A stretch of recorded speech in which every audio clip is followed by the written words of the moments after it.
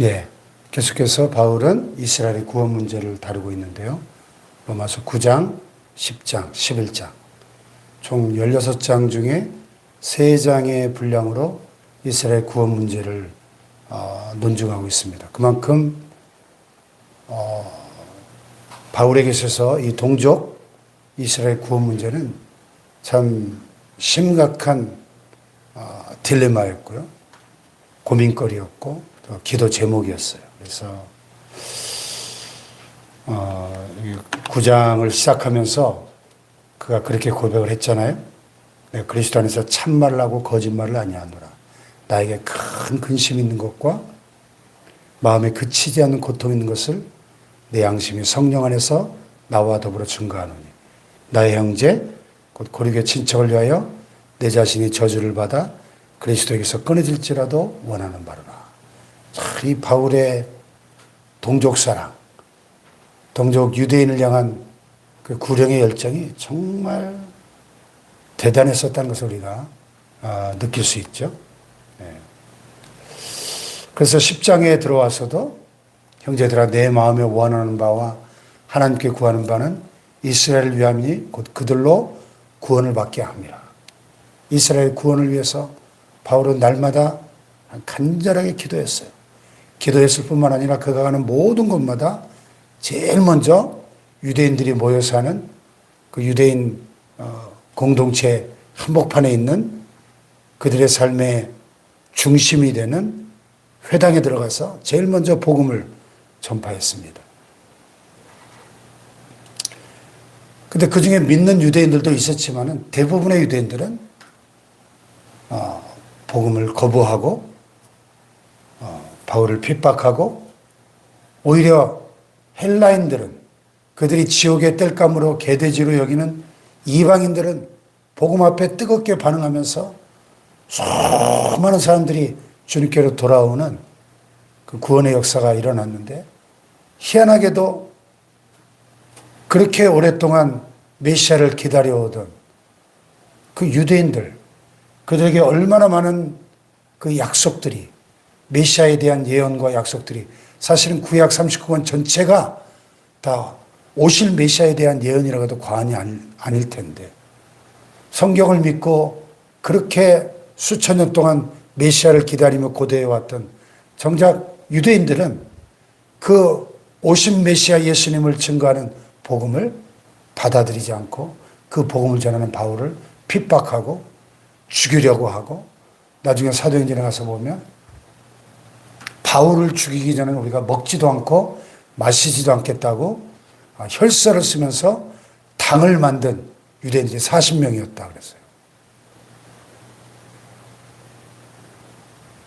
그러니까 바울이 얼마나 이 문제 때문에 고민하면서 고통받으며 마음에 간절하게 기도했겠습니까? 그 얘기예요, 지금. 그런데 바울이 깨달은 건 뭐예요? 그 유대인들의 문제가 뭐죠? 네, 2절, 3절에 유대인들의 아주 결정적인 문제가 여기 드러납니다. 내가 증언하노니 그들이 하나님께 열심히 있지만 올바른 지식을 따른 것이 아니다. 왜? 하나님의 의를 모르고 자기 의를 세우려고 힘써 하나님의 의에 복종하지 않았다는 것. 얼마나 안타까워요. 하나님을 향한 열심이 아주 특심한데 바울도 그랬잖아요. 예수님 만나기 전에는 사울 시절에 그가 얼마나 하나님을 향한 특심을 가지고 교회를 핍박했습니까? 그러니까 여러분 잘못된 열심은 이거 진짜 차라리 게으른 게 낫지. 이 잘못된 열정, 올바른 지식을 따르지 않는 잘못된 열심, 이거 완전 사람 잡는 거죠. 잘못된 열정. 이 신천지들 보세요. 이단에 빠진 사람들 얼마나 열심입니까? 막 전 재산 다 갖다 바치잖아요. 심지어는 가정을 깨면서까지도 가정을 이혼하고 막 가출하고 하면서 직장에서 그냥 사표 내고 나오면서까지 거기에 올인하잖아요. 하나님께 열심히 있으나 올바른 지식을 따는 것이 아니다. 우리의 믿음은 언제나 하나님의 말씀에 근거한 올바른 지식에 기초한 믿음이어야 되고 올바른 지식에 기초한 열정이어야죠. 선무당에 사람 잡는다고 이 잘못된 열심. 바울 자신도 그 잘못된 열심 때문에 그 귀한 스데반 집사를 돌로 쳐 죽이는 일에 앞장서고 예수 믿는 사람들 막 잡아 가두고 더 많이 잡아오려고 다메섹까지 그 먼 길 말 타고 가다가 대제사장이 청할 체포영장 그 공문을 받으려고 다메섹까지 가다가 빛 가운데 찾아오신 예수님 앞에 꼬꾸라지잖아요. 그제서야 자기가 얼마나 잘못된 열심으로 하나님을 대적하고 있었나를 깨닫고 회개하죠. 유대인들은 정말 하나님을 향한 열심이 대단한 민족입니다. 오늘날까지도. 자, 십계명. 또 십계명을 기본으로 한 613가지의 율법을 하나님 주셨는데요. 구약에. 아니, 십계명도 온전히 지키기가 쉽지 않은데 613가지를 어떻게 다 지키겠습니까? 그러니까 율법의 행위로 그의 앞에 의롭다 하심을 얻을 육체가 없다고 바울은 로마서에서 분명히 선언하잖아요.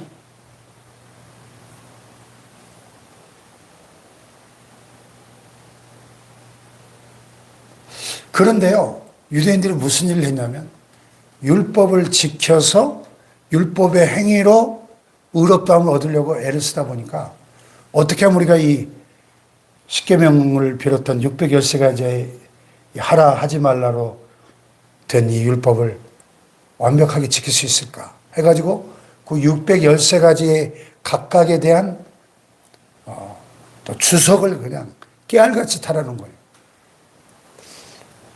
그러니까 그게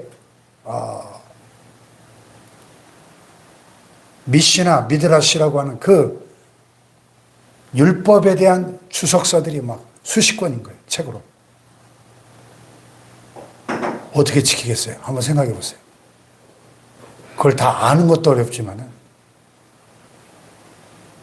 그러니까 예수님이 오셨을 때 예수님과 바리새인들이 사사건건 부딪힌 이유가 뭡니까? 아니, 어느 날 예수님과 제자들이 밀밭 사이로 지나가다가 안식일에 제자들이 배고프니까 밀이삭을 좀 이렇게 불에서 떨어 먹었어요. 그거 가지고 시비 걸잖아요. 노동했다고. 왜 안식일에 노동하냐고. 예를 들면, 극단적인 예를 들면 그런 겁니다. 또, 손 마른 사람이 있으니까 회당에 들어와서, 야, 안식일인데 고치나 보자! 하고 있는 거예요. 여러분, 이게 안식일이라고, 안식일을 거룩하게 지키라는 하나님의 그 의도일까요? 안식일을 그렇게 지키라고 하나님이 주셨을까요? 안식일은 말 그대로 안식하는 날인데 오히려 그 안식일을 지키자고 더 많은 속박과 굴레를 씌우는 거예요, 사람들에게. 그렇지 않습니까? 지금도 이스라엘 가면요, 저는 보지는 못했는데 안식일 되면 완전히 그냥 그 예루살렘 거리 전체가 그냥 유령 도시가 된대요. 그 안식일을 철저히 지키는 거는 참 귀한 것이고 좋은 것이죠.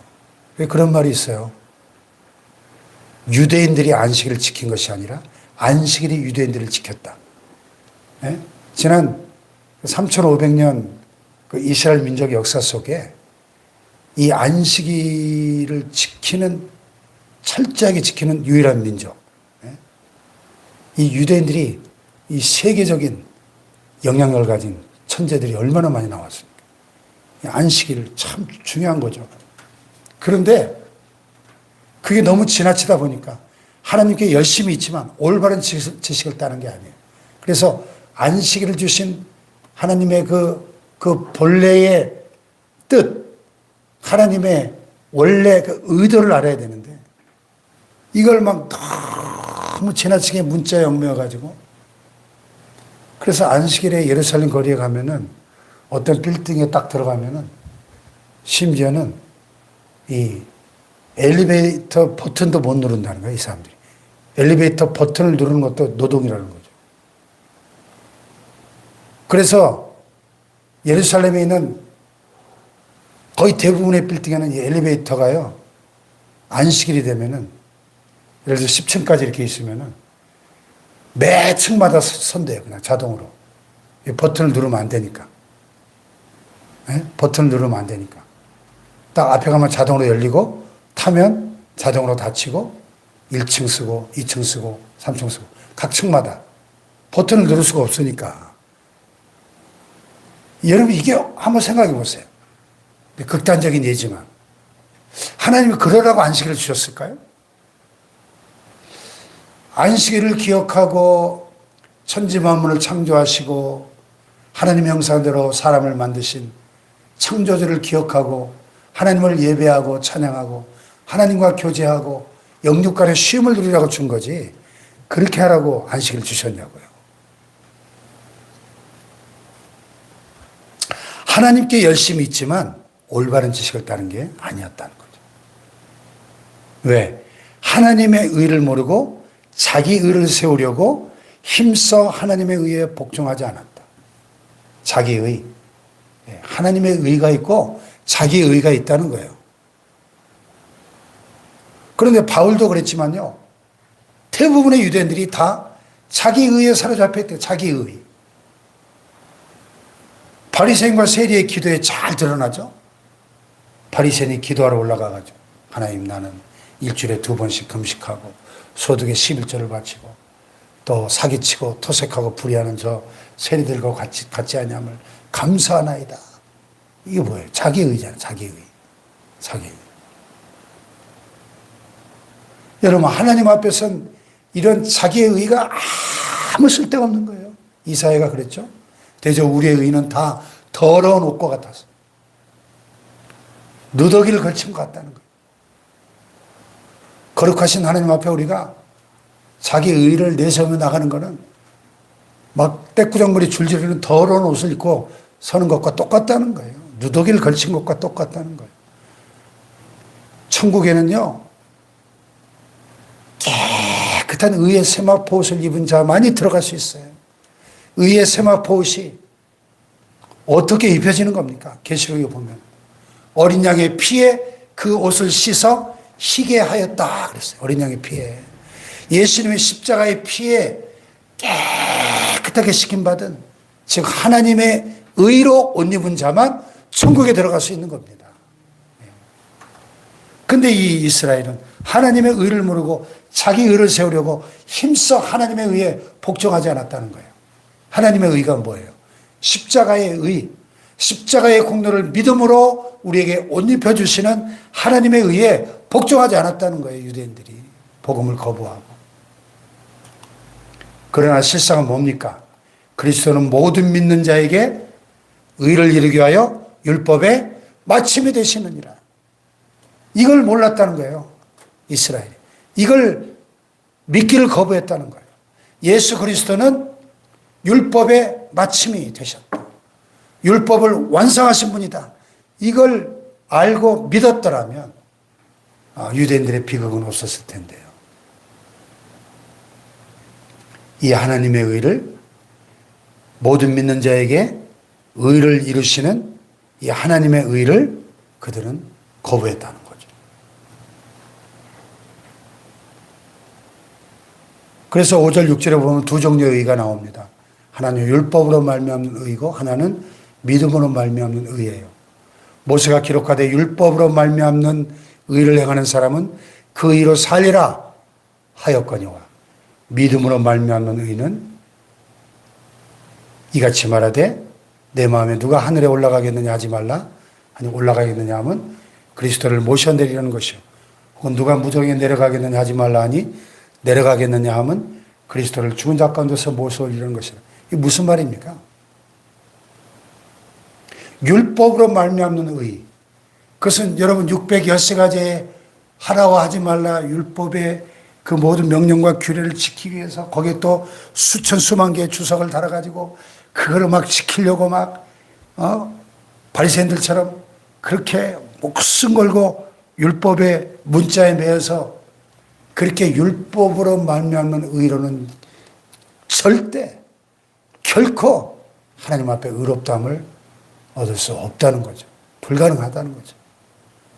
그러나 예수 그리스도를 믿음으로 말미암는 의는 그렇게 인간의 노력과 공로와 인간의 행위가 아니라 믿음으로 의를 얻는 건데, 그것은 네 마음에 누가 하늘에 올라가겠냐, 내가 구원을 얻기 위해서 누가 하늘에까지 올라가서 그리스도를 이 땅으로 모셔오겠느냐, 또 누가 저 무적행 지옥까지 내려가 가지고 또 그리스도를 죽은 자 가운데서 모셔 올리겠느냐. 그렇게 할 자가 누가 있습니까? 구원의 문제에 관한 인간의 노력은 아무 쓸데가 없다는 거예요. 그건 절대 불가능하다는 겁니다. 인간의 노력은. 근데 여러분, 세상의 다른 모든 종교들은 뭡니까? 100%. 기독교를 뺀 다른 모든 종교들의 본질이 뭡니까? 인간의 노력과 행위에 초점을 맞추잖아요. 이슬람 보세요, 이슬람. 예. 튀르키예 가보니까 그냥 그 딱 정해진 시간 되면 막 그 큰 나라 저녁에 그 이슬람들의 기도 시간을 알리는 음악이 그냥 저녁을 막 확성기로, 그러면 사람들이 모든 일손을 내려놓고 자기들이 처한 자리에 양탄자를 깔아놓고 그 엎드려 기도하는 거예요. 메카를 향해서. 그 하루 5번씩. 그 종교적 열심 우리가 따라올 수 있습니까? 우리는 이 새벽 기도도 못하는 사람들이 대부분인데, 하루에 한 번 이 중요한 새벽 기도도 못하는 사람이 대부분인데, 근데 5번씩 기도한다니까요, 하루에. 그 열심 우리가 못 따라가요.